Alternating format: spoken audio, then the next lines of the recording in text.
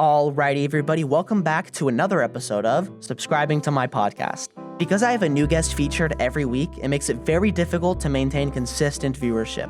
So if there's one thing that you can do to support me or the guest featured on the show, it's by interacting with my channel in every way that you can. You can always decide to unsubscribe later if you decide that you hate me or my show. With that plugging aside, enjoy my discussion with Sam Jones is a pastor at the Abundant Life Church up around the Des Moines area, and I got into contact with him through Jackson, one of my good friends. They had a wonderful debate, particularly regarding abortion, but I hear that he's just a really friendly and open guy to chat and discuss with. Jackson, aforementioned person, has been on the show a few times. He had a debate episode. He had an appearance as well. Good friend of mine. He is the president of the Poli-Sci Club here. And, you know, these guys got me together, and I will frame this episode kind of weirdly. We're really just going to chat. I mean, it's just going to be the three of us chatting, talking to each other. We all have slightly different and some more wildly different views on abortion, so that's going to be the conversation of today. So I don't want to say it's going to be a debate, although we all disagree, but it's going to be a lot more friendly conversation than maybe the formalized debate that we've had on before. So this is really just going to be the abortion discussion with Elijah, Jackson, and Sam. But Sam, why don't you go ahead and introduce yourself and then tell some of the viewers some important things that they should know about you. Yeah, so Sam Jones, and that really is my name. You know, I have a lot of people ask me that question, like, is that really your name? I'm a pastor up at, like you said, Abundant Life Church there in Humboldt, and it's I don't know. I guess I've done some radio, some podcasting before, done some writing. Really looking forward to this discussion though. Met Jackson interestingly outside of Planned Parenthood. That's where I'm always at. I was out there preaching, and I think we both came away. Correct me if I'm wrong, but I came away with this conversation going, this is probably the best, deepest conversation I've had on this topic with somebody that I disagree with. Because normally it's like you get to your quick three things, and you're like, okay, well, somebody just got all emotional and walked off or something like that. And you're like, there was no yelling or anything like that. It was just good discussion. So I think I did mention, though, I was like, you don't know poli-science. And then you're like, actually, I'm the president of the Poli-Science Club. But minus that, I think it was a great discussion. And then Jackson, why don't you go ahead and introduce yourself as well? Yeah, I'm Jackson Haugh. I met Sam, and I remember after the debate that we had, you and I were texting, and I said, was that like the best pro-choice position you've ever heard? And you said one of the best, it still stings. Yeah, I'm a political science club president. I love politics. Lately, it's been a little bit tougher to love it just because it feels like everything is always moving so quickly and changing so much. But yeah, I've held abortion debates. I've had the debate many times. I really enjoy it on like an intellectual level, and it's one of those like very purely philosophical things where you don't have to be a biologist to understand it or have good points. You can just kind of think about the topic for a while. And I think that I know Elijah was saying this earlier, but one of the things that's missing from the debate is people really, really thinking about their positions. I think a lot of people just want to like nod off and forget about like the actual thinking part of it. But it's really important that to develop a consistent opinion about it and not just get mad, that you actually do some soul searching on it. Yeah, well, and I think we touched up a little bit on what I kind of wanted to start this episode off with, which is a lot of warnings, hedgings, and just like really setting up this conversation for a layup so that we can justifiably have it in good faith. I know that I am of the opinion that the current abortion conversation is really difficult to listen to because it's a lot of people talking past each other. It's a lot of people who haven't thought too well. But most importantly, it's people latching onto one thing that they hold important to them and then using that as like the martyr for every conversation that they're ever going to have about abortion. So it's like autonomy is like this thing that everybody wants, and then they think that abortion is a breach of that, and so they're just going to attack anybody who doesn't align with that position that autonomy is being breached when you talk about abortion. And of course, there are examples on other things with pro-life and in the examples of murder, the examples of autonomy of life and other things. So I just think that the current conversation on abortion is really difficult to listen to if you're not going to get philosophical. And I guess I just wanted to hear your guys' thoughts on, I guess, the current conversation and then the conversation that we're about to have. What are you guys thinking about? What's running through your head, allowing you guys to stay kind of calm and consistent, or some of the things you're hoping from each other in a conversation like this?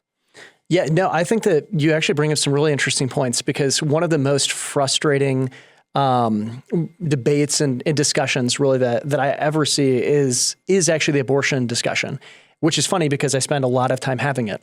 But growing up, we would basically, at family Christmas or get-togethers or whatever, we had one side of the family that was one political view and the other side of the family that was the other political view. And like, we would just debate and debate and debate, and we'd go and have fun and, play games and whatnot afterwards, make some stinging comments. And so that was kind of my introduction to political, and ultimately, I didn't realize it, philosophical debate, because that's really, politics is an outflow of your philosophy. And so I think that in just kind of the way of growing up, I thought that was normal. Like, I'd come to realize it's not normal. Like, now 2020 broke that because it seemed like everything got so politicized that it was like families could not even come together on those kind of discussions. But in kind of looking at that idea of how can you stay calm and whatnot and have a cordial conversation, well, I mean, even in stinging comments, that's kind of what I grew up just always doing. And so I enjoy it. It's fun. But the abortion discussion is super frustrating because people like totally talk past each other so many times. And I even remember when we were outside of Planned Parenthood, because there were a number of different people that were out there, and there were some of the things that people were saying to you, and I'm going like, why did they say that? Why? Like, that's not what he's saying.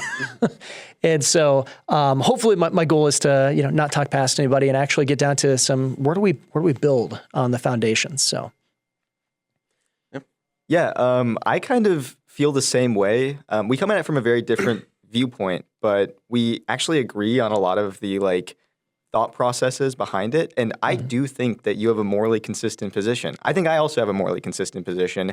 And for this conversation, I was really hoping that you would maybe be able to engage on the secular side of things. One thing that I've noticed in this pro-life versus pro-choice thing is a lot of the time people that are pro-life are willing to engage on the secular points, but that's not actually what they believe, right? And so when they argue from that perspective, a lot of the time they miss, or they don't really have any willingness to listen to what I say, or they won't change their mind in any way. So a lot of the time people will agree to a premise like, if you can't think of a secular reason for banning abortion, then it probably shouldn't be banned by law. But what they believe is completely the opposite, right? Because they'll have something like souls as their most important defining characteristic of an embryo. And it's like, well, where is the legal precedent for a soul? How would we define a soul? And I'm sure we'll get into more specific examples, things like that. I know when I've had debates, it's not screaming college students, but I'll get into it with people who have decent philosophy. I think that a lot of people on the pro-life side have actually thought about this more. And so there's an almost defensive quality to when I debate, because I want to break that stereotype of college students who just go into the debate and want to fight on everything. And I want to get out of that bumper sticker mindset, because there's a lot of bumper stickers in this debate. The two wrongs don't make a right, or what if it's just a parasite inside of you, right? These things are very bumper stickery, but they don't actually mean anything philosophically. Yeah, and you just coined a term that I will be using for the rest of my life now, with bumper stickery. That describes exactly what I was thinking about. I think we should just start with each of our positions, kind of go through it, whatever that means to you, whatever you want to get out there. We'll obviously have more questions, but I want to give everybody ample opportunity to kind of express their ideas, and then we can start attacking each other based on those ideas, hopefully. So, but Sam, why don't you go ahead and just walk us through your general position on abortion? Yes. So this is a great question. And I was just thinking about this because my position isn't pro-life. And I like to make that distinction because I actually spend most of my time when we're talking about abortion debating pro-lifers. My position isn't, obviously it's not pro-choice either. For those watching, if you're like, oh no, well, what's going on here? No, it's that I'm an abolitionist. And I think that pro-life and abolitionism comes from completely different ideas and different sides of things. So when it comes to abortion, I think we have to start off with just our view in general of life. That's where I have to start with this. So I believe that that every person, every human being, is at the moment of creation, and I know that right there, I could stop, and that could be some debates right there, right? But I believe that they have the intrinsic value to life, and I don't think that this is something that is a societal construct. I think that this is intrinsic, and I don't believe that it's something that is progressively obtained or gotten, but it's intrinsic there, and it's interwoven into who they are by the author of the law, the moral laws and natural laws. I think the same source where we get natural laws or the laws of nature is the same person where we get a moral foundation from. And so from the moment of conception, I believe that humans exist and they have the image of God stamped on them, okay? And that's ultimately where we could get that idea of a soul, kind of what you're talking about with that. But they have the image of God then stamped on them, and this is where life is determined. So I think that it's observable in biology. I think that there's things that we can look at in biology and observe this, but I don't believe that we derive value from science. And so my premise isn't that, hey, look at this biology. That's why somebody's of value. Because I think that when we start to look at this, you could ask a question, come back with, well, why isn't, and maybe I shouldn't be saying this because this isn't, this is getting a little bit further into it, but you could ask the question of, okay, why isn't a pig at the moment of conception, why don't they have the right to life? And so when you just pile in on biology, I think that becomes a problem with that philosophically and on consistency. And so looking at that, I believe that if we don't have a moral arbiter for where laws come from, we end up into subjective laws. And we have to ask, like, well, who says? Who says? Where's the real authority in this? And so if we don't have this, then there's all kinds of devaluing problems that we have. We can't really have a consistency. It becomes a moral anarchy. And so I believe that, obviously I'm a Christian pastor, so it's not going to come too much of a surprise here, that the God of the Bible is the moral arbiter of giving us natural laws and moral laws. They don't contradict one another because they come from the same source. And so as they come from the same source, when he says, thou shalt not murder in Exodus 20:13, we would violate his law. And in doing so, we've committed then a sin against that. Now, I think the only remedy to sin, and this is where abortion comes into, because I believe abortion is murder there, of violating Exodus 20:13.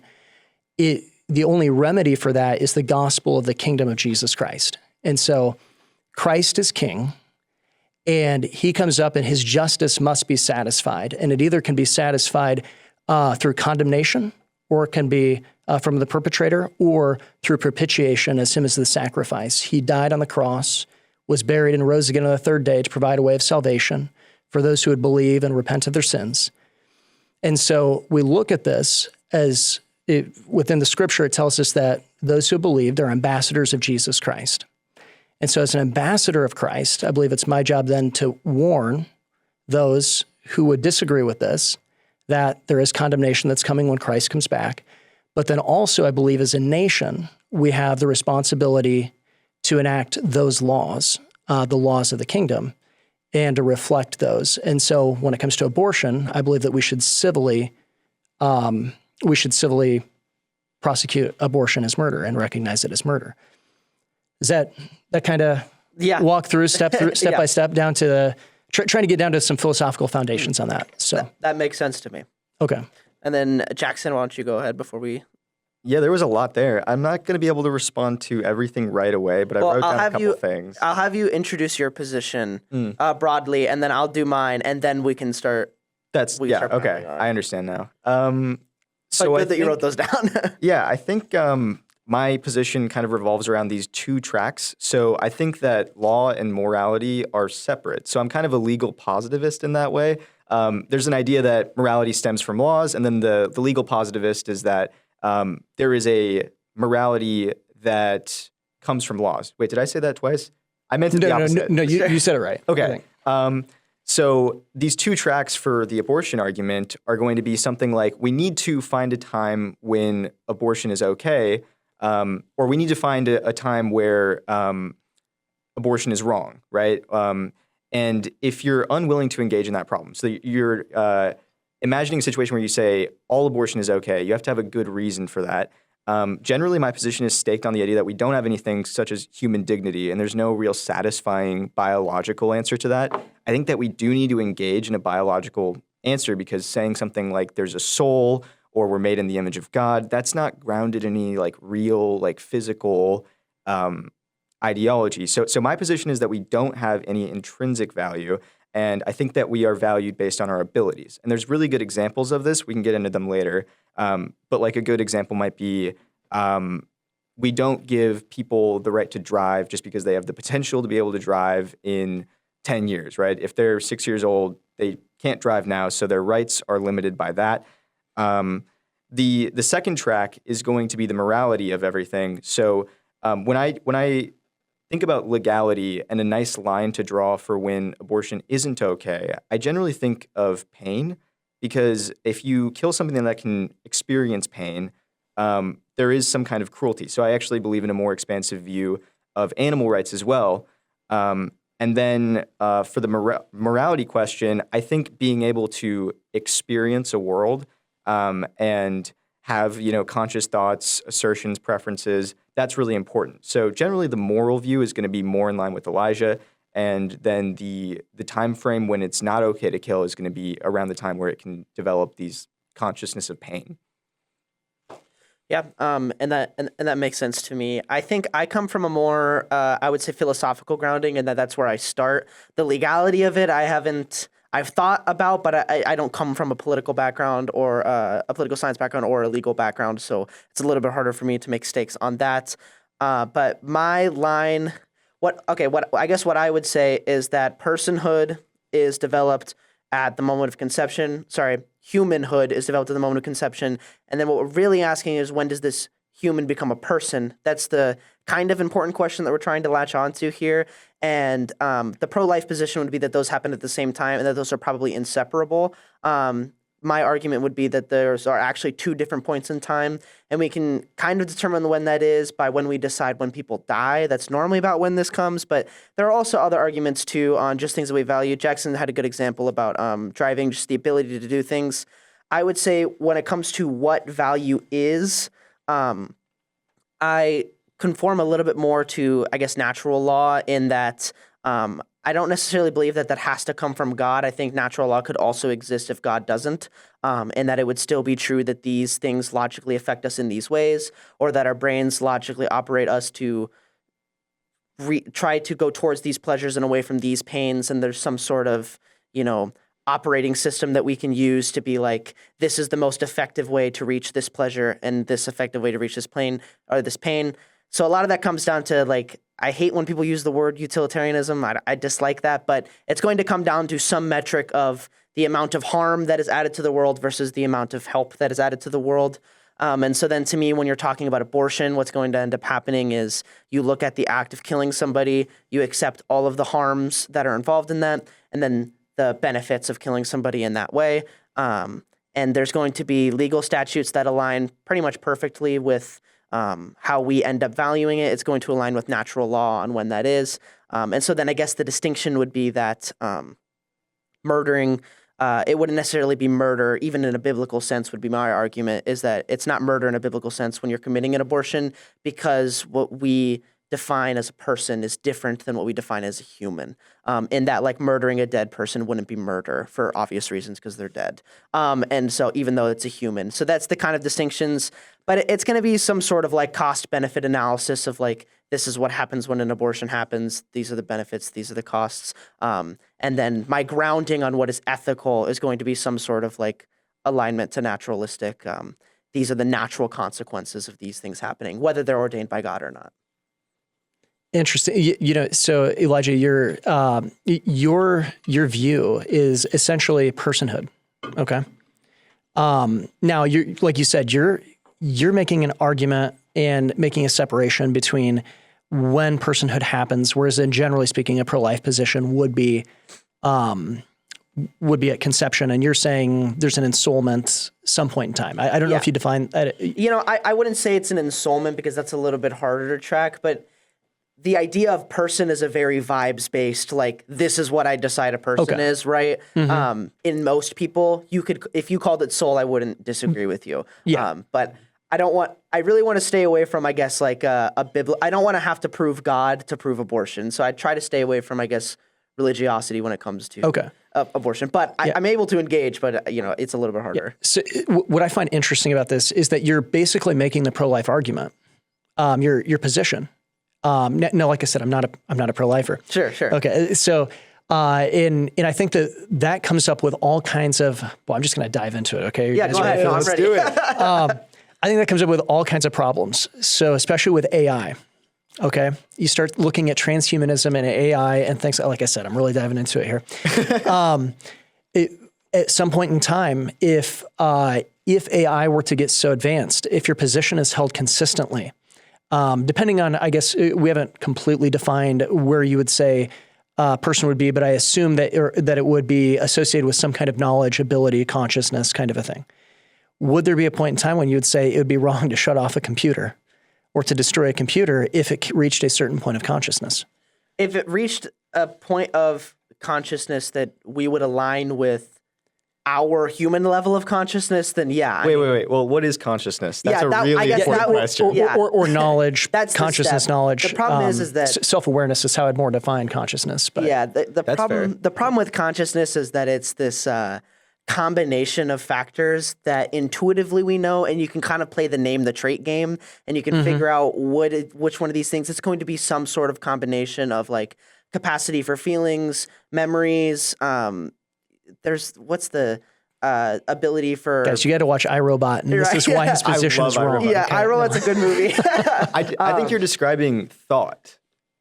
Yeah, it would, because what I'm saying is that it's a capacity for what we would define as a level of consciousness. Yeah. Now, if a robot were to exhibit what we would define as a human consciousness, I don't necessarily dislike that it's a robot that has that. I would value that as long as it's comparable or the same as the human consciousness that we have now. Because we already make that distinction with animals. You know what I mean? Animals have a consciousness, but it is not a human consciousness. Jackson dislikes this, but this is why we already make the delineation right now, I guess. So I would fight on all of your guys' points about consciousness, because I think that if you take ayahuasca, which is something that nobody should do, and I have not done, there is a layer to consciousness that would exist for you that's different than other people. So you can experience things that are not related to the five senses, and knowing that the person next to you isn't experiencing a totally different set of five senses in like a different dimension is really hard. It's sort of like how we experience colors differently. Do you guys know about this? I'm colorblind, so yeah. You can experience like a deeper red or be able to differentiate more shades of red than a person next to you. So consciousness isn't like a set thing. It feels like there's more to consciousness than just experience or thought. It might be more about like an individual way of thinking. So I think anything could have any number of things happening in consciousness, and it's really hard to tell what it is. I don't know if differences within perceptions constitutes the existence or non-existence of a consciousness, or even that like the differences are so large. So like the perception of color, I don't know if I were playing Name the Trait game, I don't know if that would be like that's it, no consciousness. Well, you know it's what an umbrella like, term, right? It describes a lot of different things. It's not describing the human state of mind where you have memories and thoughts. I mean, when I say these words to you, I think that we're thinking the same things and meaning the same things, but I don't know what's going on in your head is not like a completely like indescribable thing to me, right? You can reasonably assume this is like induction, you know what I mean? Like you can reasonably assume that it is based on the faculties that we have, and more importantly, you can reasonably assume that we would never know. And so if you're going to make a hedge that we can't know, or you're going to make a bet that we can't know, it has to be something like it is more likely, or you have to make some sort of like wager. But isn't it interesting that I can see red and green and you can't? Yeah, it is interesting. He thinks it's frustrating. Yeah, it sucks. I have to remember that on the stoplight, the top one is red. But the idea, I don't know if that necessarily challenges the existence of a consciousness. And what you could say is that consciousness entails some variability, which is important, which I think is probably one of the X factors for consciousness is that there is a variability. Well, it changes what an AI is doing from consciousness to something else, maybe. It would probably be more Because algorithmic. it could be literally like done by a computer, which isn't thinking at all. It's just like putting ones and twos together. Like assuming consciousness is a series of ones and zeros is maybe a little bit of a psychologist view, but not like a philosophical view. Well, yeah. I don't know if it's necessarily accurate too, because if you were to think about an elephant, I can't cut your brain up and find the elephant. It doesn't actually exist. So the mystery of consciousness is already like, like unsolved. Well, and I find it interesting because it seems like, Jackson, that you're putting a lot of stock into consciousness to a degree, even if in an undefined term. But I think that your argument was a lot more biological based on the feeling of pain. So would you associate the feeling of pain with consciousness? Yes. Okay. So how would you define pain? Because we define pain, like there are people who would go and say, I have emotional pain. This has absolutely nothing to do with the abortion debate necessarily, but so I might be kind of taking this in a weird route. I'm very interested in this too. So, yeah, but like, while an AI may not be able to feel physical pain, who's to say they couldn't feel an emotional pain? So I think I would define pain in like the cellular sense. So like the noxious feeling of like the thalamus and the cortex connecting and telling your brain that something is bad, like firing off in your brain. But I do understand that there is different types of pain, and pain is another umbrella term that can mean many things depending on the situation. So I kind of get that criticism. Okay. So it's interesting. I just had a friend of mine send me these, a couple of articles, and he just sent them to me yesterday. And one of them was a story of someone who was born with a brain defect, where one of them, it was the brain defect where they only had 20% of their brain. Mm-hmm. And they lived for 5 years after that. Is this Jackson, the baby like Jackson? Yes. Yeah. And then the other one, I don't remember the name, but she was actually born without a brain.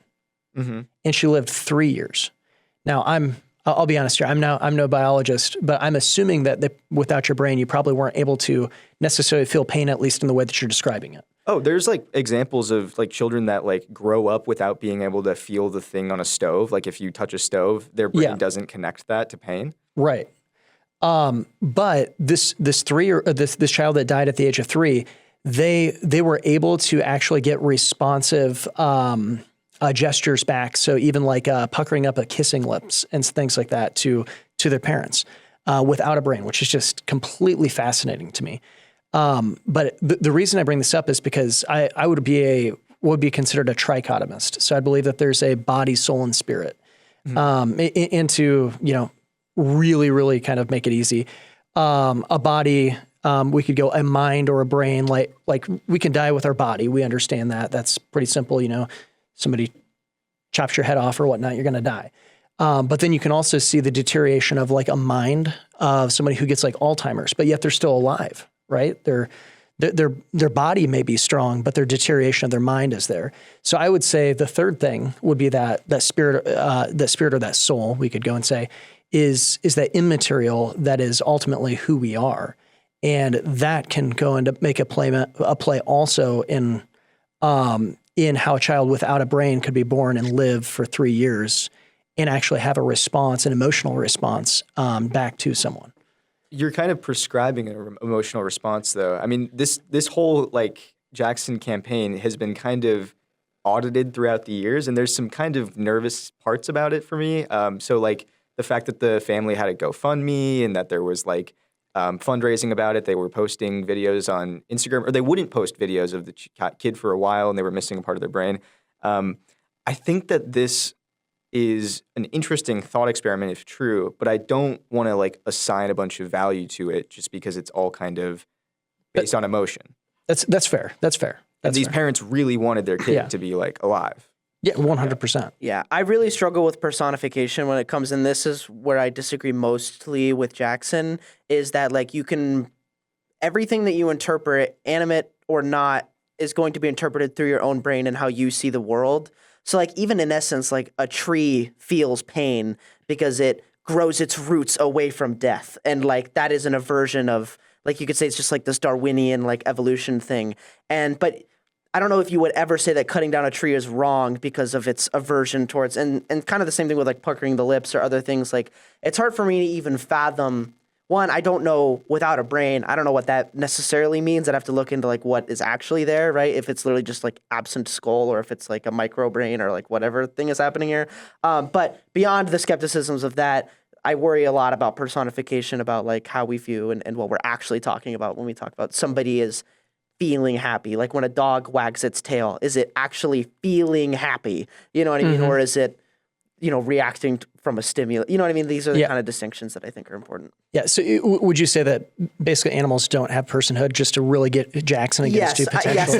Yes, I would say. Now, this is one of my weaker things. I only have one contention with this that could maybe easily be broken. I want to be able to eat meat, and I want to not have to worry about the slaughter of millions of animals. So that's my general thoughts. But obviously, I do have a distinction that like bacteria feel pain. You know what I mean? But the word feel is doing a lot of work there. They experience pain in a way that constitutes survival. But the word feeling pain is a very human way of interpreting that. And so you have to convince me that they are feeling it, which is different than experiencing it, or like the reactions in their, in the nuclei are making, you know what I mean? You have to prove to me that they're feeling it in the same way that we're feeling it. So I can provide some insight on this. Before this, I was looking up the study that said it was like 24 to 25 weeks was when feeling pain became possible for a fetus. And the study basically looked at like it was a massive study. So there's a lot of like concurring views on the idea that once these two parts of the brain are connected, I think it's the cortex and the thalamus. I'm not completely, you might know this better than I do. That sounds about right. But that's We'll smile and nod. Yeah, right. Sure. That's when I think pain is like considered possible. And so I think that one of those is the like heat sensor, the thalamus. So you like can sense heat. And that's sort of where they got this idea. And they used a lot of interesting examples of like things that aren't pain that we think are pain. That's like a pretty clear-cut definition of pain. But to clarify my position isn't that pain is what gives you consciousness or that pain is what's important. My position is that if you're going to protect something with the law, it should be to protect harm against it. And a really, really easily measurable way of like deciding what harm is pain. And I think that the moral view here could be something other than pain. So maybe pain isn't what's valuable in a fetus. Maybe something like consciousness is. But if we can't pinpoint consciousness and we can pinpoint pain, we definitely want to cut the line off at least pain. And I think that point is around 24 to 25 weeks is when they say that it's possible. So that's sort of where I've gotten. So it's more of like a safety thing. Like, yeah, it's a if safety we're going valve. to draw a line, like consciousness is a little bit vacuous, we should make sure that we're safe. Although 25 weeks, I think, is later than when we're talking about consciousness. So consciousness, from what I've heard, this is bro science, would be like 20 to 24 weeks is what I hear. So I don't isn't know that what a safer that even bet? means, to be honest with you. Like in like terms of what it would mean to draw a line at consciousness? Well, you could like make a lot of arguments for when the line of consciousness begins, and I'm sure Sam wants to do this where he goes, well, you can only start remembering things by like 2 years old or whatever. And that's like a decent line for like when human consciousness, or when you can distinguish human from like ape consciousness maybe. And I worry that if you want to make a human distinction like between other animals, right? I mean, I'm a pescatarian, right? So I think that at least fish don't have feelings. But right. With humans and other animals, the clean thing to do is use pain as the point when you can't kill something. And if you use another distinguisher, you're going to have to admit that a lot of things that aren't even like human or animal should not be killed. So if you could find a way to kill someone in a way that didn't cause pain, would it then be moral? No. I think that the other things that underpin pain, so maybe like consciousness or like a level of consciousness that's similar to other animals, would be a good enough reason not to kill something. Okay. So you combine those two things. So you're trying to say this is more for the legal reasons, but it's not necessarily 100% for the moral reasons. That's right. Okay. Right. I think that there's maybe multiple things. It might be a threshold problem where you get to a certain level of consciousness and all of a sudden it's like, that's clearly a person. Like we wouldn't argue against it, but we can't get inside the head of a fetus. So we have to draw the line somewhere. I think pain is safe because you avoid suffering. Okay. Or cruelty. Maybe the word is cruelty. Cruelty, suffering. Okay. In regards to this, I have a dialogue tree to go down with Sam. Yeah. I'd like to ask you Go about. right ahead. And this is kind of related to what Jackson was talking about. I don't necessarily think that pain has to be experienced or that harm has to be experienced. This is a really interesting distinction. I heard Trent Horn, if you know this guy, online. He does a lot of abortion debates, and he talks about he's a Catholic, and he talks about this. But the example that he gives is imagine that you were in the womb, and when you were born, you're going to receive $2 million. And then before you were born, somebody steals that $2 million from you, but nobody knows about it. Like you are born, you never knew that you were supposed to receive $2 million. None of your family knows. You were still kind of robbed of that $2 million, even though it's not perceived by anybody. You don't know about it. A universe exists in which you should have $2 million barred from somebody else's action. And to me, that is like a universal harm. It's not actually experienced by anybody except for maybe God or something like that. But it's not experienced by a person, but it still exists as harm.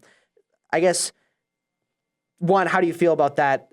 I feel like you might be able to agree with this, and this is where the soul comes in that like a soul, I don't know if you can prove that a soul feels harm or that a soul exists, but this is kind of the argument that you're making in that like a soul is supposed to, grow fully into a person, but we're robbing it of that. And even if nothing experiences that, the world is still robbed of that soul. Yes. So on the legal side, basically what you're describing would be somebody who'd be a legal victim, right? Somebody who is losing finances, right? That would be someone who would be described as a legal victim. So one of the big things that I run into with my view against pro-lifers is that they like to shout out a second victim narrative, and this we can come back to this. I'm not trying to red herring here. Yeah. And the second victim narrative is that the woman who goes and commits abortion is also a victim, is what pro-lifers go and say. And so then they will come and say, so therefore there should be no legal ramifications against the woman. Whereas then the bills that I would go and promote would be bills of equal protection. And so a bill of equal protection would be a bill that would go and defend the rights of the human being from the moment of conception. And so, like, technically speaking, I'm not a lawyer, so I couldn't necessarily give you could probably pick this apart legally. But there would be a sense where a child that is conceived is entitled to, or potentially could be entitled to, some kind of an inheritance or $2 million or something like that. And so going and destroying that human being would be actually violating their right to that property that they would have had that could have been a trust fund that was set up or whatever it could be. Maybe you couldn't do that right at conception just because of lack of knowledge. Like, I understand that this one doesn't necessarily relate to that. But I do believe that the child would have the ability to have all of their negative rights defended at that point in time. Yeah. Sort of a Count Olaf situation here. I don't know the reference. A series of unfortunate events. I know the name. I've heard that sentence before, but Yeah, well, listeners, you all know me. You all know Olaf. that was a great reference, listeners. Okay. See, and that's really interesting too. But I guess the importance of that distinction from like a universal harm and then the harm that is committed to, because when you use the word murder, to me, you're speaking of harms. You're speaking of. Well, I think we could all agree that murder. Now we might differentiate on where that is, but I think we could all agree that murder is a harm. Yeah, murder is a harm, right? And in the colloquial sense of murder, the harms, there are a ton of harms that happen when you murder somebody. So, like, if I murder you, you are experiencing the act. And by the way, he's not threatening. He's not threatening. Well, we'll see. I guess the episode's not over yet. But no, I'm kidding. I love you, Sam. But so the idea then is that, like, if I murder you, Sam, are experiencing the harm. That's probably the worst of the harms. That's probably the biggest of the harms, is that you were going to have a life and you are now experiencing the act of never being able to have a life again. That's probably the worst harm. There are other harms too, though, in that I couldn't spend my $2 that I have in my wallet. That's probably the second worst. Right. No, but the harms of the universe, all of the, preaching that you would have done is now a harm on the people that you are now gone and cannot preach. Yeah, you'll get the potential. Yeah. Now the problem though is that potential doesn't actually exist, because the day after I murder you, you could go out and murder 100 people and you could never preach again. That's a possibility. But the idea is that nobody's actually experiencing that potential harm, but it exists. I guess my question is, when I'm murdering a fetus, you take out that huge chunk of harm because nothing is actually experiencing the harm. No, nothing is actually like, oh, I am no longer going to live my life and I'm experiencing that huge chunk of harm. The only harm that now exists is that potential harm, all of the ways I could have influenced. The grand scheme of my argument is that when you take out that giant chunk of harm, as in this thing is not experiencing it, you are left with all the potential harms. That's still bad, but I don't think that outweighs the harm of conceiving, carrying a baby for 9 months, the financial burdens. It's just that once you scale it now, the potential harms exist and it is bad, but I don't think it's worse than giving into pregnancy. Your distinction might be that, obviously there are more harms than, something like that, but that's why I made that distinction, and I'm interested in your thoughts on that. Yeah, no, I think this is a good question. This is a good question. And what I would say is that it depends on which perspective you're looking at it from. I think from the perspective of the child that's getting murdered, they would probably have a great disagreement with you, right? And looking at that and saying, well, you're taking away my life right there. And as you already said before, that would be the biggest harm that would happen, would be the immediate life that would be losing. Yeah, my argument is that there is no child that can say that because there's nothing there. There's no consciousness that's able to experience life than lack of life. It's very euphemistic to say child, because that implies like you're envisioning something that can think by that point. Sure. And what I'm really trying to do is I'm trying to pull apart the actual experience of the fetus at that moment.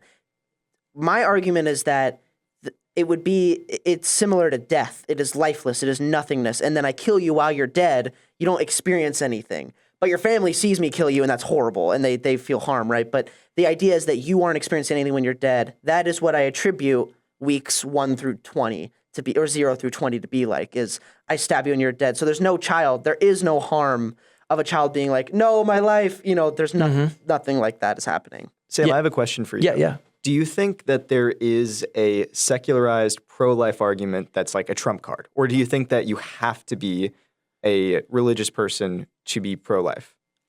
So I would say that the secular arguments would mirror the moral arguments. So one of the biggest cruxes or biggest coming together positions that I have is I believe that natural law and moral law don't compete with one another. I believe that they're in agreement with one another. And I believe that it's because they have to come from a source, because otherwise it becomes mass chaos. And if it's mass chaos, or we don't have a reason as to why, I don't know why we'd have a foundation for morality at all. So what is the secular foundation for morality? So, and that's what I'd say. I wouldn't say that. I don't think that you can consistently come to a conclusion on that. That would be my position. That I don't think that there is a secular argument that would be consistent, that would come to a reason for morality. So in other words, what you're saying is that you do have to believe in God to have a real argument against abortion. It depends on what you mean by real, because I believe that the biological world would be in agreement with the moral laws, whether or not the maker of that argument would be in agreement with Christianity. Like, I don't think that the source has to be right in their beliefs in order for their argument to be right. Interesting. Okay. So what about somebody that is morally relativist? So they're not saying that there aren't right and wrong actions in a moment, but it's situational. That's something more secular, but it doesn't necessarily evade the concept of morals. There's something good and bad in a moment. Yeah. So now with situational, are you referencing specific situational ethics or just in general situation? We can stick to abortion and just say there might be a right time to have an abortion and a wrong time to have an abortion. Okay. So and you're basically asking somebody who's a moral relativist. Right. Yeah. You say that leads to chaos. Or I mean, we've had a very long-standing tradition of abortion in this country, and it hasn't really led to chaos, unless you consider the fact that there were 600,000 abortions a year. Chaos. Yeah. So I definitely would say that 600,000 abortions a year is chaos. Where I would come to this would be to a moral relativist in situations. Would there be a time when, like I'm going to use the shock jock example here, and I realize that. So No, go for it. Yeah. Would there be a time when it is morally right to commit a school shooting? And of course, our immediate thing is like, oh, no way, right? Sure. But logically speaking, we can't say that there wouldn't be a time. Right. But isn't that kind of shock a little bit dull when you realize, like, okay, there's a situation, but you have to, like, think about the situation, right? I am imagining a school full of Nazis, maybe. I don't know. Like, there's no, like, great answer to that question, because you have to imagine a situation where it is right. And if there is no situation where a school shooting is right, then I guess you have a moral law against school shootings. But it's very hard to imagine one. It's very hard to imagine one on Earth. But I think in all possible worlds, right, which is where the idea of moral relativism comes from, that we're not the only life in the entire universe, right? We are a example of life, but there's probably a world where you can imagine a justified school shooting, even if it does sound really horrible. So, and this is why I bring this up. Was asking about situation ethics. So, because you said it was a secular argument. The guy who actually coined the term in, I think it was 1968, might have been 1967, was Joseph Fletcher, and he was actually teaching divinity at Harvard for their divinity school. Ironically ends up winning Humanist of the Year a couple times and Renounce of Faith and stuff. Kind of an interesting story. But he writes situation ethics, and he actually ends up later on arguing that there are times that you could have an abortion up to 6 years old. Just depending on situation, because it's all, he goes and he uses it on the level of love. Now, he doesn't do a very good job, in my opinion, of defining what love is. And so this is where I think that moral relativism fails, is that I don't think that it really has a moral axis of where can we go and find where is that moral axis or line of right and wrong, even with whatever it would be. And so even when you're going and saying with moral relativism, maybe in this situation it's this, maybe in this situation it's that, but the question is how are you making that distinction? I think that a good way to do it is you imagine the ideal society, where... But whose ideal? Because, I mean, Hitler's ideal society is way different than mine. I think you're trying to do like an original position, right? You would want to say somebody that doesn't know what world they're going to be in has to choose a society, and the society they choose, they don't get to decide who they're going to be. And that, I think, has the key to understanding why you would want certain rules in place, even if they're not like rooted in an absolute moral identity. Okay. But so today, earlier, you'd appreciate this. I was debating self-proclaimed Nazis and Aryans on Twitter. Nice. The debate space. Yeah, right. Twitter's a brutal area, guys. It's brutal. In those guys are like, I don't know where they're living, but I know that they're not in a popular position. Right. And I mean, nobody forced them to be an Aryan. No. Just saying. So, and they shouldn't be. They shouldn't be Aryan, like blue-eyed? Well, no. I'm sorry, Nazi. Nazis. They were using it very much as a distinctive against all other ethnicities. Yeah, I understand what you're saying. But more the ideology. But you look at that. In the ideal world, they wouldn't necessarily mind whatever position that they would get within that ideal world. So I would still say, I don't know how you're defining that ideal world. Can you think of a single, like, axiomatic moral that would persist through all possible worlds? And we can give examples. Yeah. So like, I don't know that I 100% agree. It depends on what you mean by throughout all worlds. Do you think that there's only one world? Define what you mean by that. Are we living in a like single universe that has no other possibility of like human existence anywhere else. This is just it right here. Okay. So I would say, boy, this gets into a tough eschatological question. I don't know what that word means. Yeah. So end times. Because I would go and say that people who die physically are still alive spiritually, either awaiting final judgment or awaiting final new earth in that. And so I would say that they're still alive, but they would be in a different dimension, or maybe it would be right to say a different world currently at this point in time. Obviously, we'd go and look at it. Generally speaking, people would describe it as heaven and hell. I get more technical on that kind of stuff, but that's not neither here nor there. So yes, I would say that there are other worlds in that sense, or that potential. But I would say that they're all connected to a singular theme. And so I would say that the moral axis that would go throughout all worlds would be God's moral law. So my point in bringing this up is the idea that if we can think about something, then it's possible, right? That seems like a pretty logical thought to have. Like you can't think of impossible things, right? So we could think of illogical things, but well, give an example. Could an all strong being make an object, or an all powerful being make an object that is too heavy for him to pick up? Can you imagine that though? No, because it's an absurdity. Right, it's impossible. In a so you sense can't of imagine it. in a sense of well, I can't imagine the answer, I guess I should say. I think that's a good example of an absurdity, right? Because you literally can't imagine what that would look like or how that would work. So it's kind of a paradox, and that means that it probably doesn't exist. So like logic is like rules of the universe. Math is like an abstract thing that probably exists and persists through all possible worlds because it's something that grounds us in our thought. Otherwise, it'd be chaos, right? Right. And sometimes people do morals are on the same level as logic, as math, and I generally disagree with that premise. So that's where moral relativism comes from. So if you think of a world where if you can think of an example of a time when a moral law can be broken for a better good, then it's not an actual moral law. See, and that's where I would say that we were defining moral good in different ways.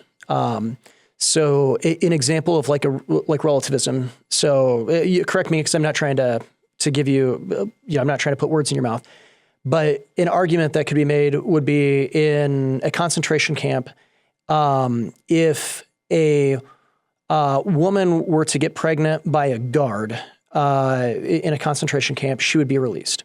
Okay, so this actually happened.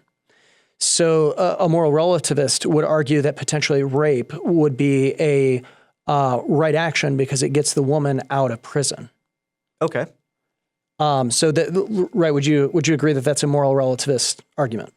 It seems like a good moral relativist argument. Okay. So using that, Joseph Fletcher wrote that. The problem that I would say is that I would go and say that it's always wrong to rape someone with that, because you're inherently committing a crime. You're inherently sinning against that person, and I would look at it and I would say that the issue is that we're asking the wrong question of what is the culpability or who is culpable, whose fault is it, who is committing the crime. Well, the imprisonment was a wrongful imprisonment, and so it's not the woman's fault for being imprisoned. It might not even be the guard's fault for them being imprisoned, depending on where this all lined up. Not exactly sure. But we know that it's that second wrong, even if something positive potentially could come out of it, it doesn't make it a right that the person did the wrong. I'll heavily caveat that because it wouldn't be okay unless you could predict accurately that it would be a positive outcome. If you decide to like take a risk, that's a really light way of putting it. I really shouldn't have said it like that. Yeah. If it's like you have a chance at getting pregnant, then there's like no moral weight to it at all. It's pretty much just bad. But if you can guarantee an outcome that is good, I think that you have a strong argument for moral relativism in that case. See, and this is where I don't know why I'm debating against myself, but I'm really good at that. I'll bring up the argument that everybody always makes, right? So if the Nazis were coming in and you have Jews hidden in your house. Right, I love this argument. Yeah. Is it morally right to lie? Yes, of course. Yeah. See, I would say no. See, and that's the problem. That's why you're arguing against yourself. Yeah. So I would say no, it's wrong to lie, but I would say that you do have the right to not say anything at that point in time. I don't think that you have to necessarily say something. And so people would come against me generally and say, well, if you don't lie or don't say something, maybe they could go and, go that far. But if you don't lie, you're doing something wrong. I would go and say, no, it's the Nazi with the gun. Well, let's make it worse. You know that by not saying anything, you are going to give this Jew up. Like, is that better not to lie at that point? No, see, yeah, I would still say that it would be wrong to violate God's law, and we shouldn't lie. I mean, you've placed your moral integrity over the life of another person, and all of a sudden there's a conflict. It feels like that's really. But who's culpable? I think both of you. Yeah, but what wrong would I be doing? You are genuinely like accepting an outcome of the death of another person to promote your own moral integrity. So I wouldn't be accepting of the death of that person, because I would be going and saying, look, I was trying to hide them. I was trying to help them. I did all that I morally possibly could without violating my own conscience. Then that's immoral. Then you're not doing something morally possible. I think that lying in that situation is moral. It is morally possible to lie. See, and that's where I would disagree. I would disagree. I would be my description in this word gets used wrong all the time, but I'd be a moral legalist, and which just simply means that it's a law-based ethic. But why is it wrong to lie? Because it goes against the character of God. Okay, so there's no other reason other than it goes against the character of God. Yeah, well, I mean, you could get into the fact that God is the moral arbiter and therefore the moral judge, and we're going to be judged on all that we have done in life. So God could tell you to go and, rape somebody in a concentration camp, and that would be moral. No, so that's divine command theory, right? Mm-hmm. So I would say that I'm not a strict divine command theorist within this framework. I believe that a moral arbiter must be all-powerful, otherwise someone else could usurp their moral authority. Mm-hmm. I believe that they must be all just, or they might make laws in reference to preference as opposed to justice. But what is justice? And then there's a third one. They must be all good, or they could go and make unjust laws. But what is good then? It seems like there's another qualifier other than them just being God and giving you the command. Yes. So it would come from God, but his character, but he can't go against his character. I would believe that we do recognize that there is objective morality. I mean, the obvious counterexamples are things like, Sodom and Gomorrah, or things like Abraham taking Isaac up the mountain. It seems like these types of things are immoral to do, but they are commanded by God, so you have to follow them. So I would argue against that they were immoral to do. We could get into that if you want to. But the big thing that I would say in looking at this is there are things that we can see that are wrong, and it's always wrong, right? No, I don't think that there's anything like that. You don't think that there's anything? If you could think of something but then have the outcome already determined, then that would be wrong. But you have to leave the outcome open-ended, and so it's more about the actual action itself and less about the outcome that makes it wrong. So are you arguing the ends justify the means? Yes. Okay. If the ends justify the means in a clear-cut way, then pretty much nothing is inherently morally wrong. Yeah, so I wouldn't say that ends justify the means. And I think that ends up becoming a problem when we see the ends justify the means, because we could go and let's just assume for a moment here that abortion is murder. Okay. Mm-hmm.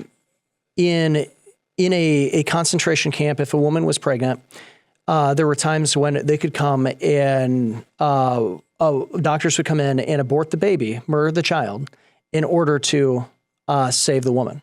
Mm-hmm. Because if she was found pregnant, she would get killed too. So I would still say that was a murder and inherently a wrong with that. Now, I understand we'd have to go back to the abortion debate and whatnot. But if you could go and murder someone else so that one person might live, why are you valuing one person's life over another person's life?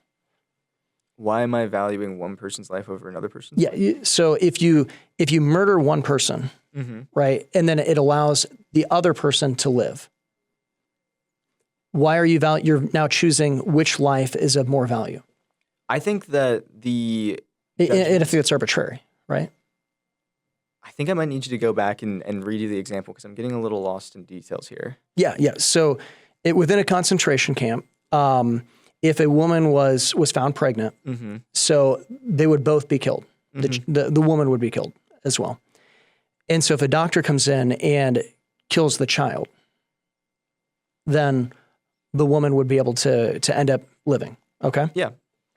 So what I would go in and say is that a murder is a murder. And so now you're valuing one life over the other. Okay, yeah, I agree with you. But I don't think that changes because I think you have to come up with a situation where the outcomes are different, where there's an unequal outcome before I will accept like that one is better than the other. Yeah. So the issue comes in here is if we have a situation where we're valuing one person's life above the other, then it's unequal. And wouldn't we call that unjust? Yes. Okay. So if it's unjust, then it's wrong to kill a person and that would be objectively wrong. To kill a person? To commit murder, right? Murder is tautologically wrong. I mean, the definition of murder is like wrongful killing. Okay. Right. Yeah. Because I like to eat steak as well. So that's why I want to differentiate on killing. I also would believe that there are times when people could forfeit their right to life by committing a capital crime and capital punishment in saying that. So that's why I'm trying to be careful on that. But if we look at someone like you would say that murder is not always objectively wrong. I would say murder is objectively wrong because in the definition it is wrong. But if you want to say killing is always wrong, then I have a problem with that. Because we can kill in self-defense, right? Yeah, right. Yeah. So murder is always wrong. Yeah, but that's tautological. But I don't know if I agree with that. That the wrongful killing is always wrong? Yeah.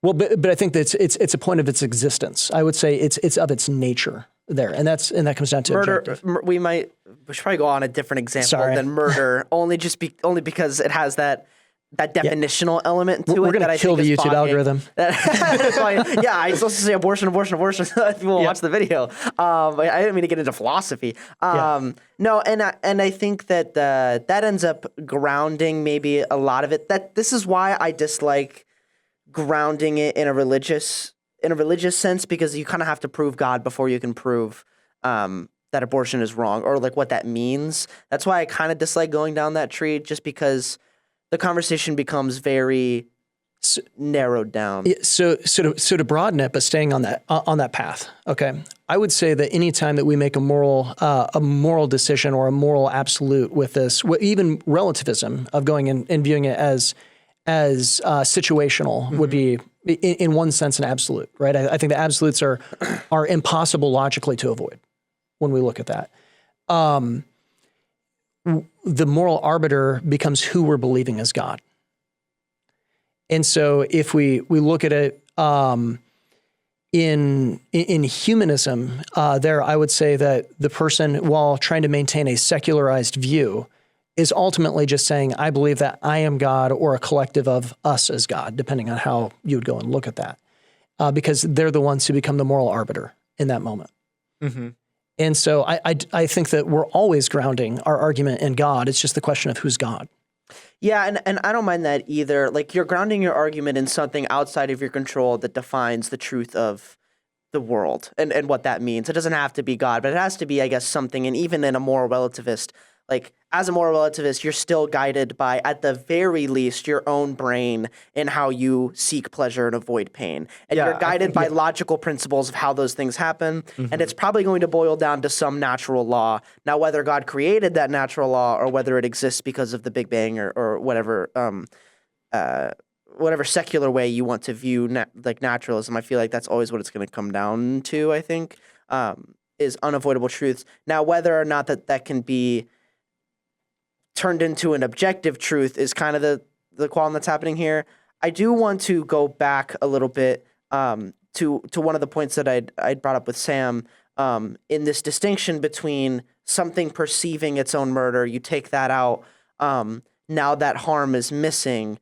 I guess what is your defense bringing that harm back? As in something is perceiving that harm is one escape from this, or you can say that regardless of that being missing, it still outweighs the benefits of abortion. So I guess like what is experiencing that harm before a capacity for conscious? Let's say at 1 week, like what is experiencing that harm? Yeah. So I think that's a good question. Now I think that the problem is that I'm pretty stubborn on staying on my premise, right? Yeah. And so I would say it's pretty easy to look at that God would be experiencing that harm if he's the one who's placing his image upon the child. And so if he's the one who's receiving that harm, then we look at there is harm that is happening there. I would also say that that looking on it, even if they don't have the consciousness and perceiving it, with having that image stamped upon them, because that's where value is derived from, the image of God. That is where the problem comes into, is that they have their intrinsic right to life, even if it doesn't cause harm in that. So it doesn't cause harm perceived by anybody other than God, and that outweighs the pros of having an abortion, i.e., the 9 months of saved, pain, financial costs, all those things. You're saying that the image of God, the harm to God outweighs the negatives of having to carry like a child to term or something like that. Yes. Yeah. I think that's fair. Okay. And so then this is kind of inaccessible to anybody who doesn't believe God then, even unrelated to the path that you went down at Jackson. That is at the very least inaccessible to non-religious people. I mean, kind of. Okay. Yes, I would say that in a sense of it depends on what you mean by inaccessible. Because I also wouldn't say that the argumentation that I'm bringing forward, obviously I don't think that this is probably the normal argumentation that you're hearing. Right. I think it's a different conversation than I'm used to. But I want to ask you a question, Sam. Yeah. When you say that we're made in the image of God, what kind of evidence do you see that brings you to that conclusion? Well, I think that God is very good looking like me, Jackson. Right. That doesn't explain Elijah. Yeah. Bro, most of us are made in the image of God. No, so I do think ultimately it would come down to this concept of a soul that's there. And so this is where I would make that distinction between an animal and, of course, a human being. And undoubtedly part of the biggest evidence would be the written word of God in the Bible. And I fully understand that, lights are going off on your head on where to attack. I'm a skeptic, but I'm hearing you out. Yeah. But if you're asking where I'm anchoring and rooting it, I don't mind saying that I'm rooting it in an authority that's saying such a thing, because I do think ultimately that an appeal to an authority is only a logical fallacy if the authority isn't legitimate. No, I agree with you. I think I want to pick at the pieces of evidence that don't just go with the text, because if somebody drops a book on my head, I'm not going to assume by itself that that's proof of anything. Right.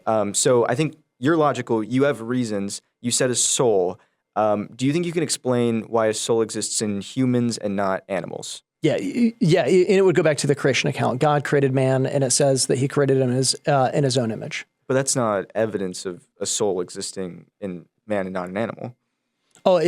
Sorry. I thought you said reason, not necessarily evidence. Sure. So, I think I'm looking for what brought you to believing this book, because it has to have some kind of evidentiary weight to it, right? Otherwise, you just have any number of books to choose from to believe from. Yeah. So to go through, I could quickly go through in apologetics. So the Bible was written over 1,500 years by about 40 different human authors. And as it was written with this, there's a huge cohesion that's here, that it goes together. You get three people in a room.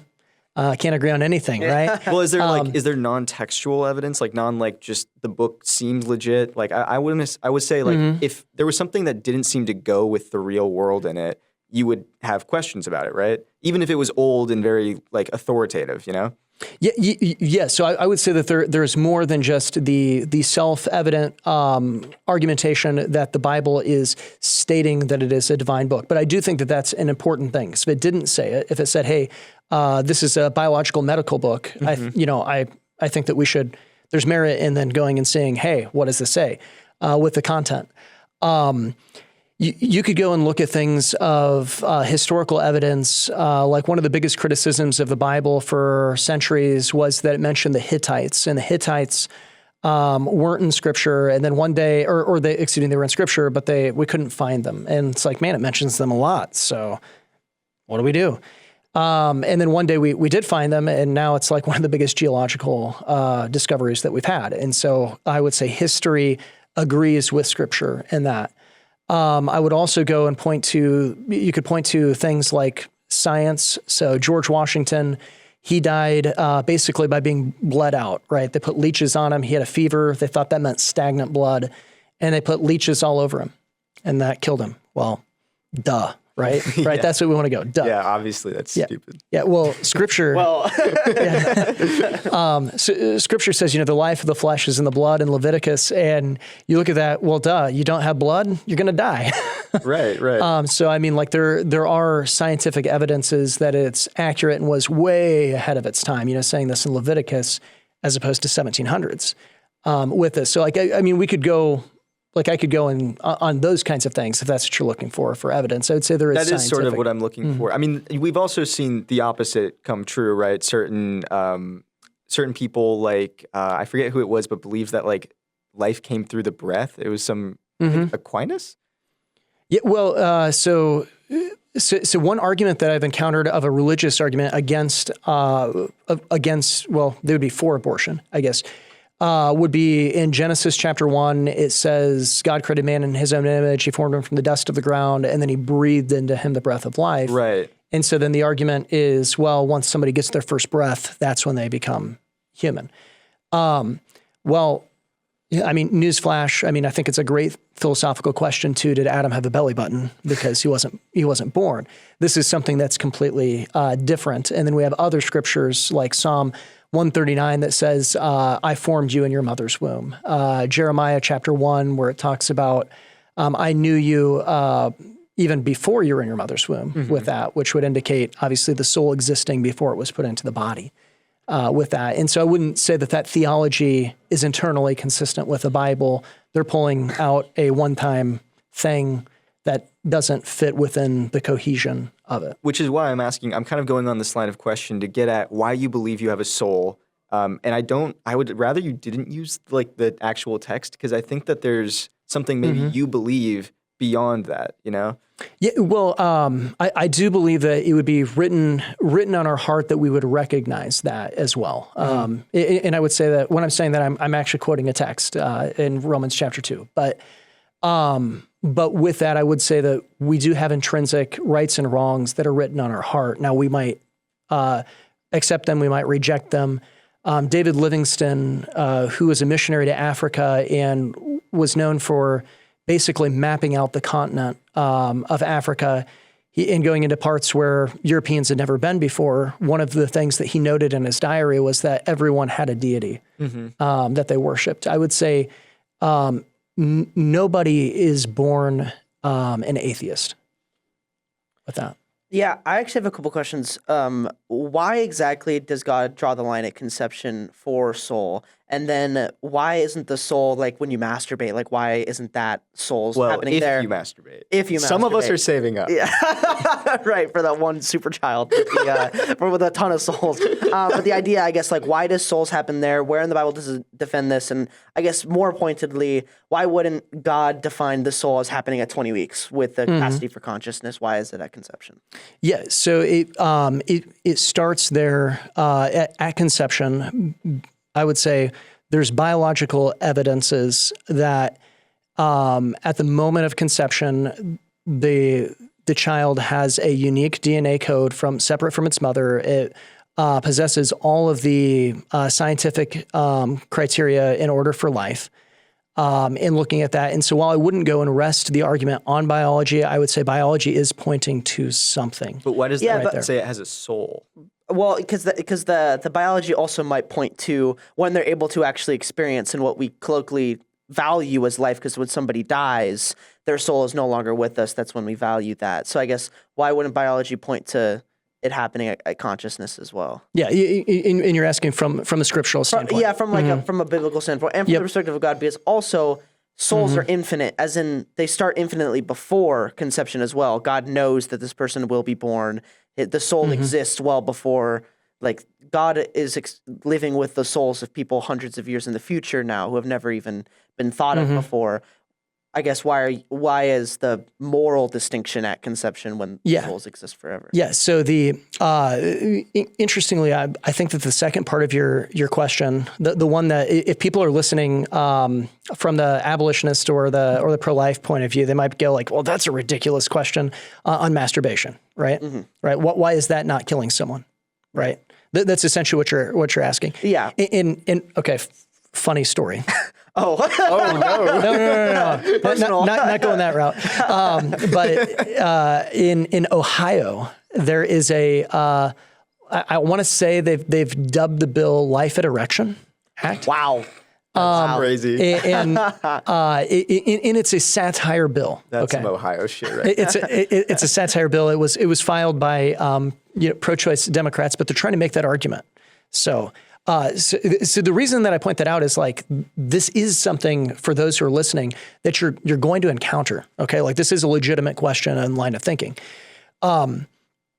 It says in Psalm 139 that in my mother's womb you put me together, or you knit me together in my mother's womb.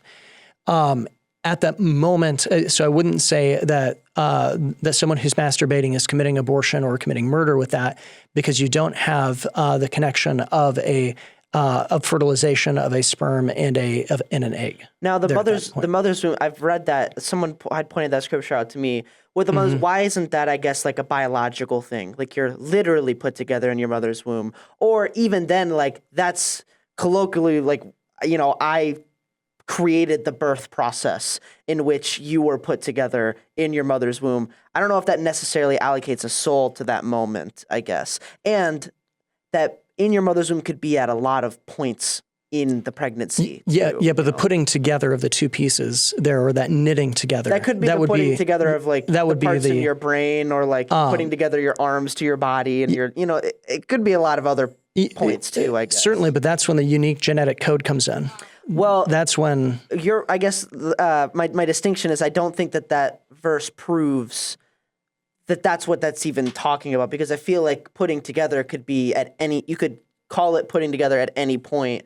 Obviously, there is the conception of the sperm and the egg, right? But there are also a lot of other parts within a pregnancy that could be described as putting together in the womb. Yeah, but you would agree that it could be talking about that greatest putting together where two people are coming together, it right? Could be. And that'd be the most. Yeah, but I mean, that'd be the most dynamic. Yeah, but my argument isn't that. My argument is that isn't the greatest. The greatest would be the putting together of the thalamus to the thing that like creates or whatever argument, right?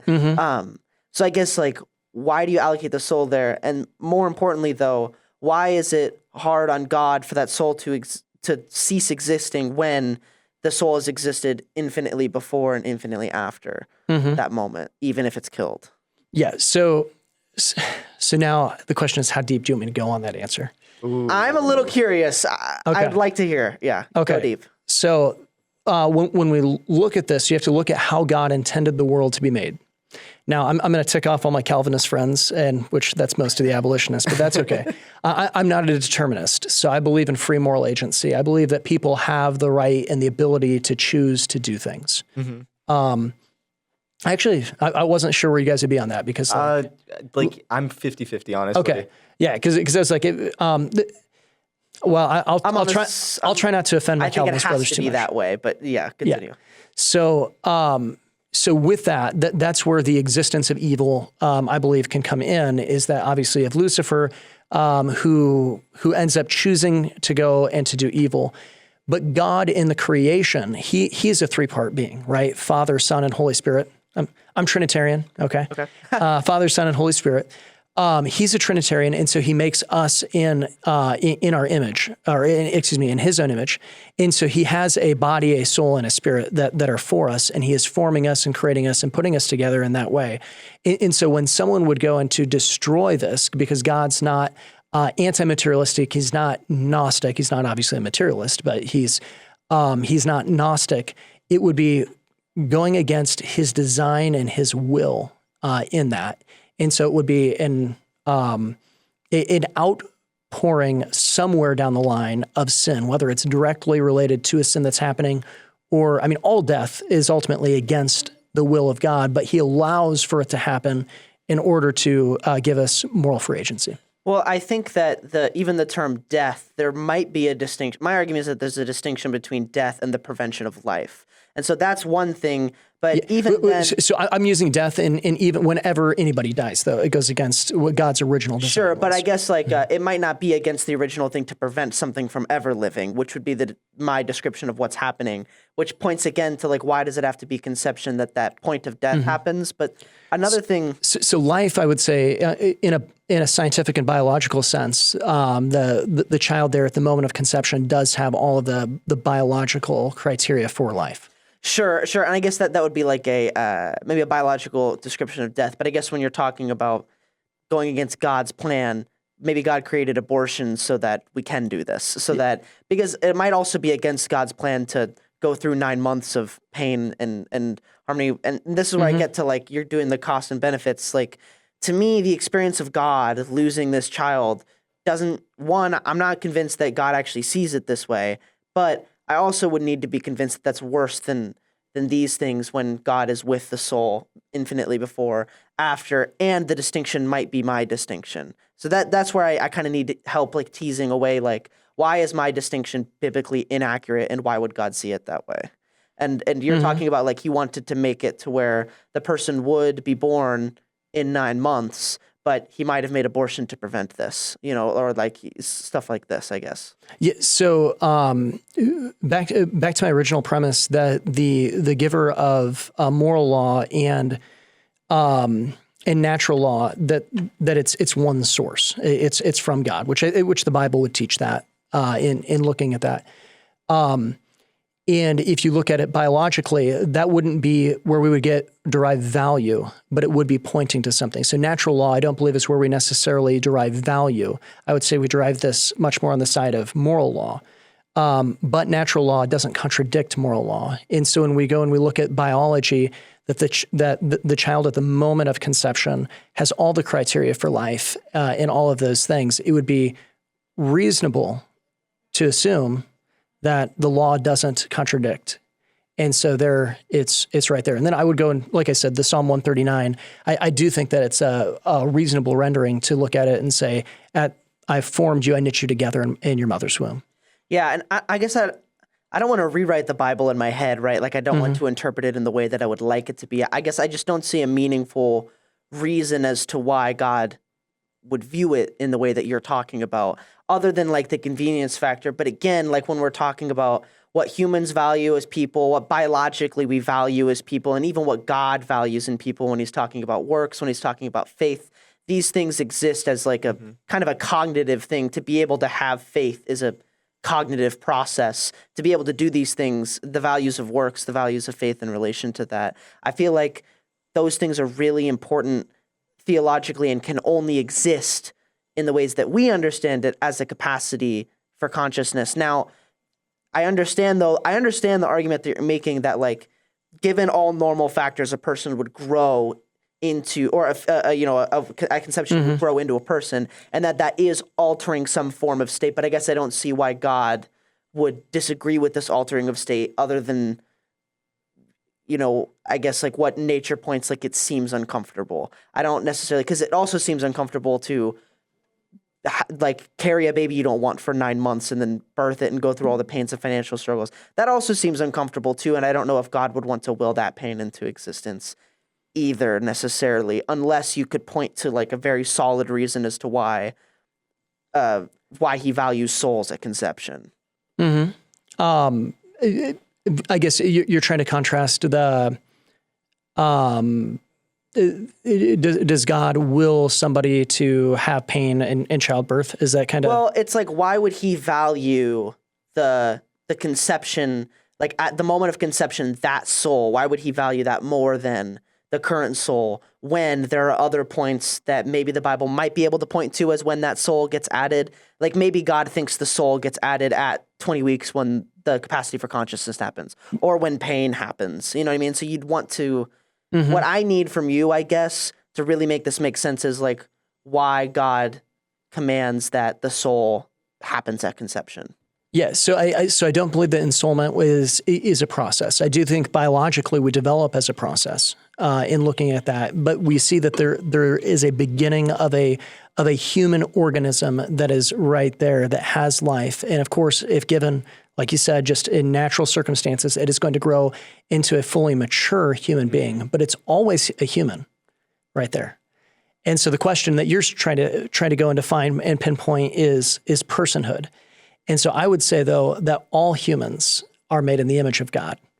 Yeah, because he says he made mankind in his image. And so that's a human. Yeah, and that makes sense. And so I don't think that you can logically separate a human from personhood.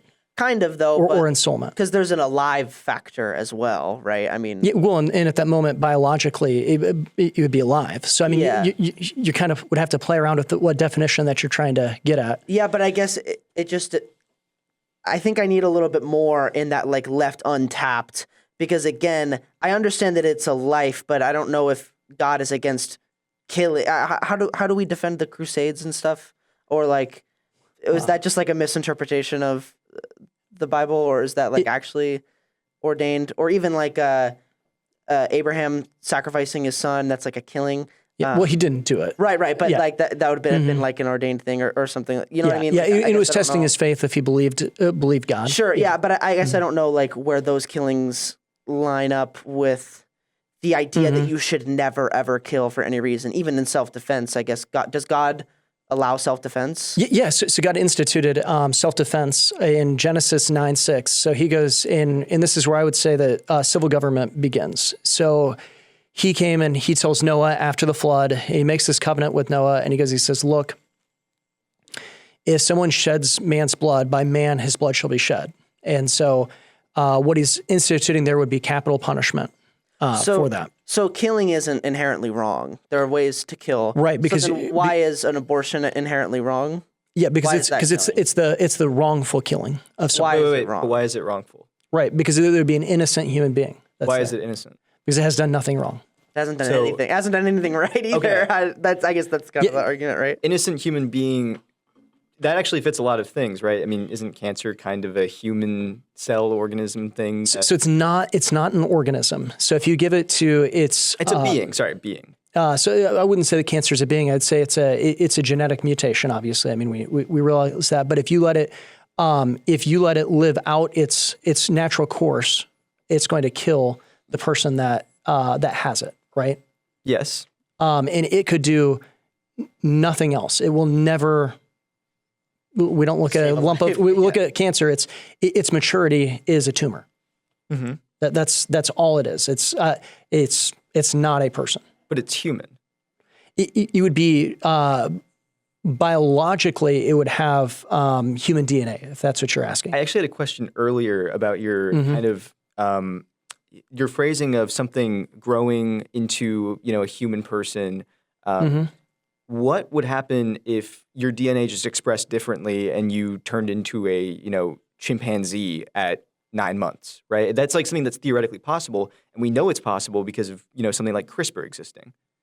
So I guess I'm not familiar with what you're referencing before I answer. The CRISPR genetic like modification. So you can like change DNA or cause certain DNA to be expressed that could like alter what comes out of your like development.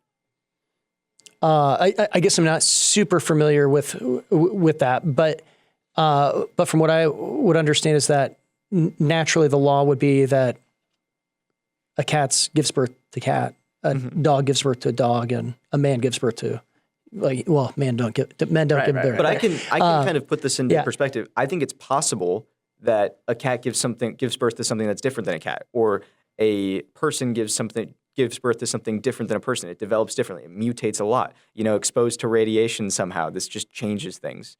Mm-hmm. And this could all happen naturally. It doesn't have to be in a lab.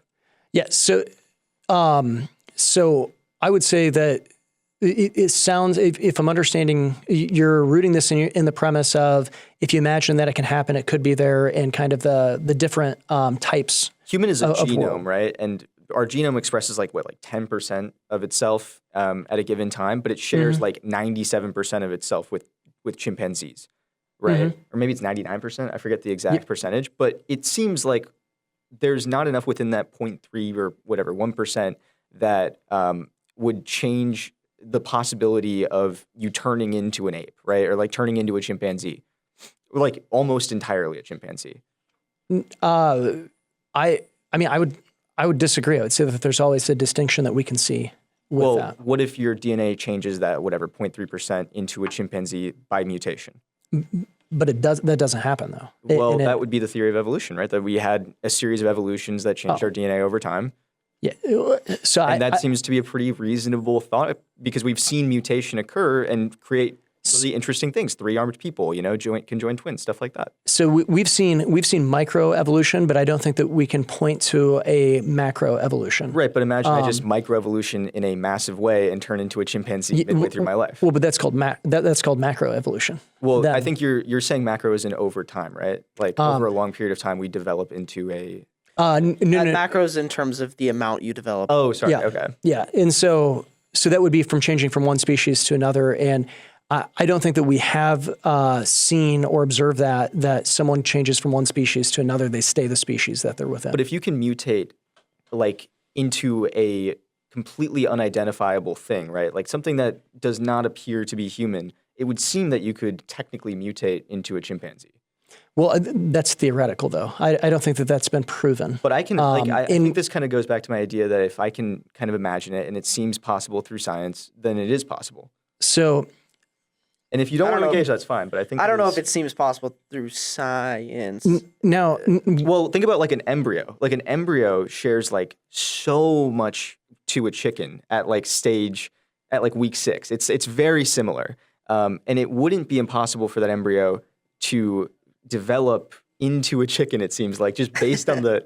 Yeah, so I would say that it would be impossible for that to happen, but I would kind of try to throw a wrench in your view on the, if you can imagine it, because one of the things you said that was an abstract truth that would have been throughout all the worlds would have been math, right? Mm-hmm. So I can imagine 1 + 1 = 3. No, you can't. And it's just wrong. How do you imagine that, though? Okay, think of two things in your head and combine them. Honestly, I see the like somebody drawing a 1 and a plus and a 1 and then putting a line. But that's not imagining 1 + 1 3. = 3. That's imagining the equation on a chalkboard. You're literally thinking of 2 things being 3 things. That's different. But I could imagine that being the right answer, and I would just be wrong in my imagination. You can imagine a brainwashed version of that being the right answer, but if you're not brainwashing yourself, you have the actual like logical mathematical truth in your head that's proven, versus something that's just like I can think of a world where I can think it's wrong. So how do you? This is a dangerous question. This is a metaphysics conversation that I don't know if any of us are really prepared for. Totally not. But do you want us to go down that route, or you want to go somewhere else? We can skip this. I think we might stop there. We're actually at about an hour and a half, which is awesome. I think the disappointing thing about a philosophical conversation, but especially abortion, is that there is no amount of time that I feel like it feels good to end it. I don't know if we're ever going to get to like, okay, that was a wrap, guys. What a great conversation. So, but I want to give each of you guys an opportunity to kind of round this episode out, like final thoughts, summarize maybe the points that you've made, the points that other people have made. Please do any advertising for, your church or any things that you're a part of. I really want to hear about the stuff, and I want the audience to hear about the stuff that you do.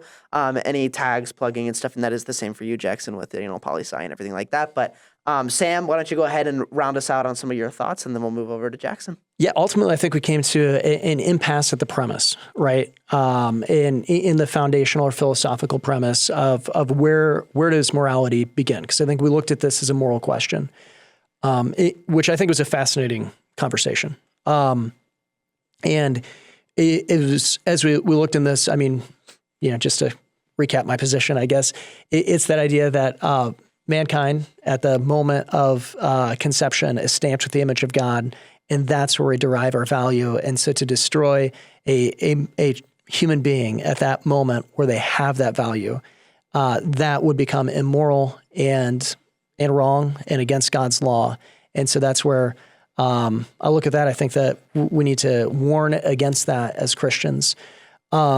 Plugging, I was not prepared to plug, but Please do.